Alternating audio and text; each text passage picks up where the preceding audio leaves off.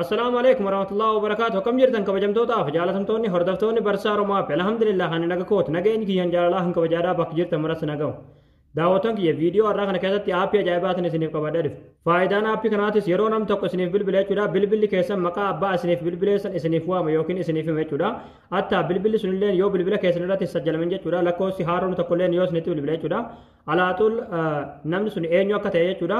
salphumatti beekuu dandeessa jechuudha. Maqaa abbaa isiniif bilbileessan jechuudha. Abbaan fedhe yoo biyya fedhe irraa isiniif bilbile jechuudha. Fedhe biyya isin jirtan irraa namni isiniif haa bilbilu. Fedhe immoo Itoophiyaa irraa namni isiniif haa bilbilu. Abbaan fedhe yoo bilbila keessan irratti yeroo hunda yeroo namni bilbila keessan irratti isiniif bilbilu jechuudha.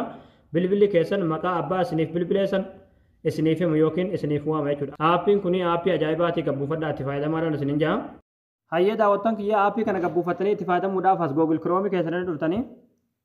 achi booda bakka sarchi kanarratti michuu joobisitanii barreessitanii michuu joobis achi booda sarchi goosiftu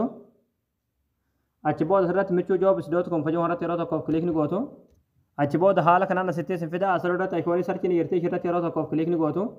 achi booda bakka sarchi kanarratti jechuudha kolor jettanii barreessitanii kolor achi booda sarchi goosiftu achi booda haala kanaa suuraa kana siniif fidaa suuraa kanarratti yeroo tokkoof kilikni gootanii achi booda aappii buufachuudhaaf asirra suutu gatanii deemtu suutumaan gad deemtu gaduma deemtu gadumaati kanoo as jalatti qalama diimaadhaan kan barraa'e aappii yeroo namni tokko isiniif bilbile maqaa abbaa isiniif bilbile san isiniif himu kajoo jalatti daawulood fayyaduu jirti daawulood irratti kilik gootaniiti aappii gad buufatanii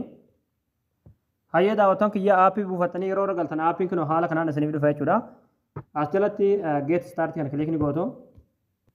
hayyee daawwattan kiyyaa achi booda isiniif banama jechuudha yeroo banattanii raawwatan jechuudha amma booda yeroo nam tokko bilbila keessan irratti isiniif bilbile jechuudha abbaan fedhe yoo isinitti bilbile jechuudha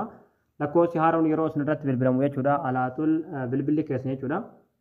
maqaa abbaa isiniif bilbile san isiniif hima jechuudha salphumatti namni sun eenyu akka ta'e beekuu dandeessan jechuudha kan bilbila irratti sajjalatan jee kan ammoo hin sajjalamin jee jechuudha isin galee